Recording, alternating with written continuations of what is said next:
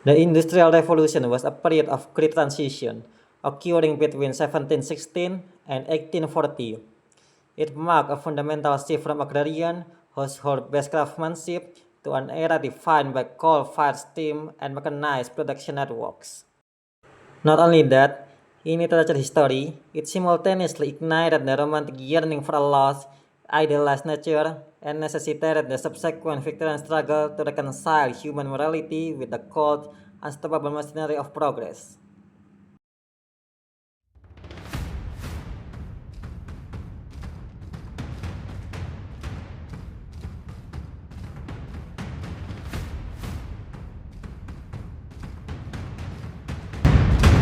Great Britain became the center of this movement due to a specific convergence of geographical, commercial, and institutional advantage. First, geography. Britain was sitting on mountains of coal that were super easy to reach, and conveniently, they were located right near the rivers. This gave them an endless, cheap supply of power to run their massive new machines. Next, trade. Britain had a massive merchant fleet. They brought in raw cotton from their colonies for free or cheap, turned it into finished goods, and sold them back to the same market. It was perfect, profitable loop that kept the economy moving. Finally, the rules of the game. Britain had laws that protected inventors.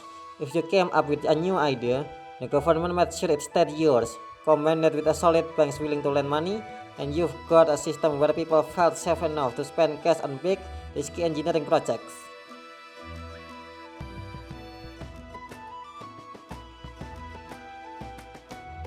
So, what actually made this revolution happen?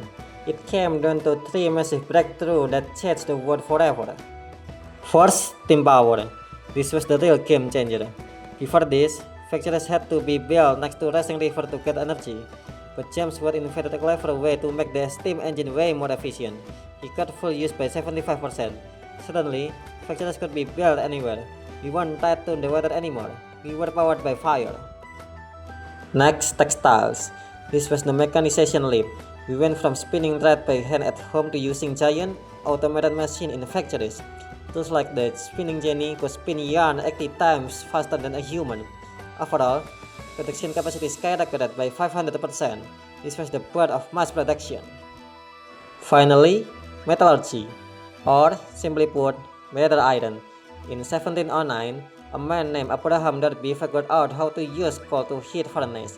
This made high-quality iron much cheaper. Because iron became affordable, we could suddenly build the massive machines, steam engines, and bridges that physically held this new world together. But the Industrial Revolution didn't just change how we built engines, it fundamentally transformed how we told stories. Between 1798 and 1901, Western literature underwent a massive shift, moving from the emotional rebellion of the Romantic to the gritty social reform of the Victorians.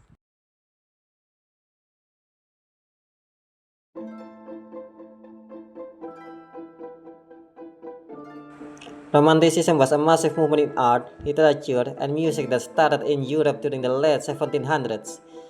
It was a direct rebellion against the Industrial Revolution. While scientists and factory owners were trying to control the world with logic and machines, romantic artists and writers saw that, wait, we are losing our souls. Nature as refuge here means these artists look at the natural world as a spiritual escape from the ugly realities of the new factory cities. There are three main ideas behind nature as refugees.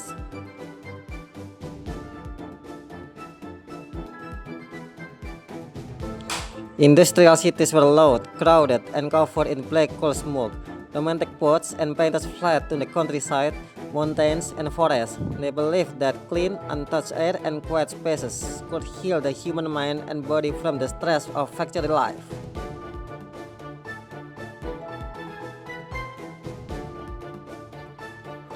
The Industrial Revolution was all about cold facts, science, and math. Romantics believed that human feelings and imagination were much more important. When they looked at a massive mountain or a stormy ocean, they felt an overwhelming mix of fear and beautiful wonder. They called this feeling the sublime, or a beautiful power so big it makes humans feel tiny.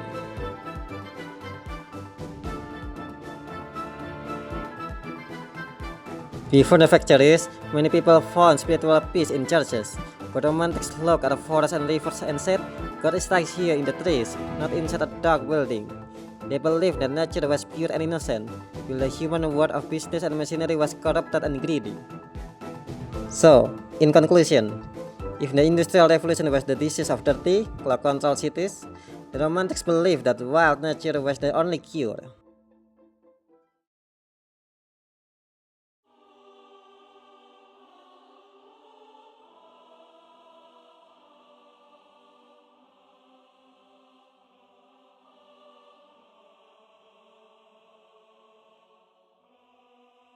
During the Victorian era, England was the richest country on earth.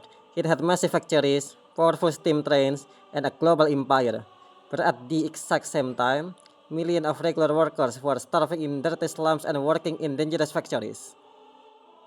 The condition of England was a phrase thinkers used to say: is our country actually doing well if our people are suffering so much? At this time, Victorian writers did not just write stories for entertainment.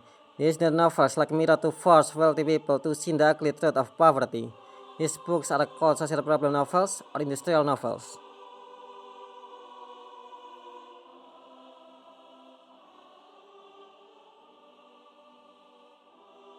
During the Victorian era, London became wealthy, but millions of poor people were trapped in cruel and miserable living conditions.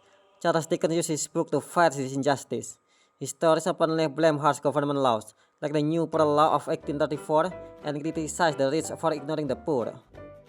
Ultimately, Dickens proved that novel could be more than just entertainment. They could be powerful tools used to change laws and fix society.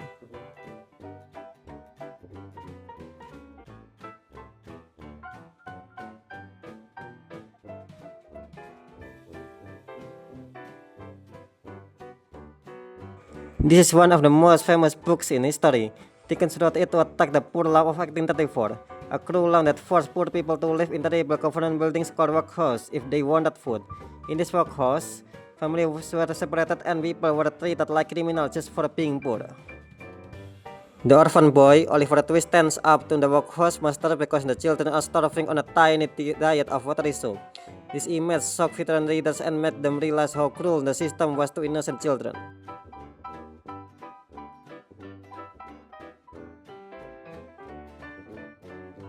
While Oliver Twist looks at city poverty, Hard Times looks directly at a factory town called Coketown.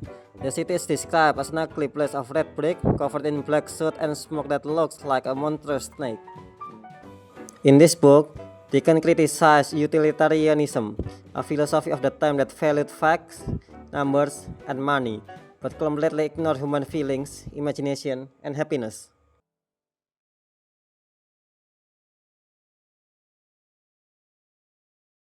Ultimately, the Fourth Industrial Revolution was much more than a time of new inventions. It was a complete reshaping of the human experience. Between 1760 and 1840, this great transition permanently altered how the world worked, traveled, and lived. Thanks to a technology-driven distribution revolution, these literary works eventually reached a massive 95% of the population by the end of the era. The Industrial Revolution did not just build the physical machinery of our modern world, it also created the very stories, questions, and moral we still use to understand our humanity today.